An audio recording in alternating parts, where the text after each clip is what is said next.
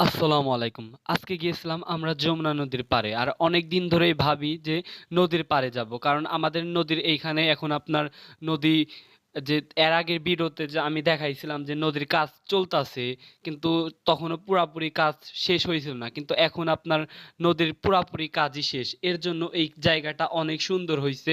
আর এই জায়গায় অনেক মানুষ আসে এখন ঘুরতে, আড্ডা দিতে, যার প্রিয় মানুষ আছে তারে নিয়ে আসে। এক কথায় এই জায়গাটা অনেক সুন্দর, মনোমুগ্ধকর। এর সাথে আমি দেখলাম ২ টা ছাগলছানা ঘাস খাইতাছে। তাদের সাথে একটু মজা করলাম, তাদেরকে একটু আদর করে দিলাম। এরপরে কিছু পোলাপানরা দেখি যে গোসল করে উঠে যাচ্ছে। আসলে গ্রাম অঞ্চলে যাদের বাসা, এদের মতো শান্তি কোথাও নাই। কারণ দেখেন, নদীর পাড়ে গোসল করতে আমরা কিন্তু হাজার হাজার টাকা খরচ করে কতটা ভদ্র হলে দেখেন একটি ছাগল ধুমসার পাতা রেখে ঘাস খাইতাছে।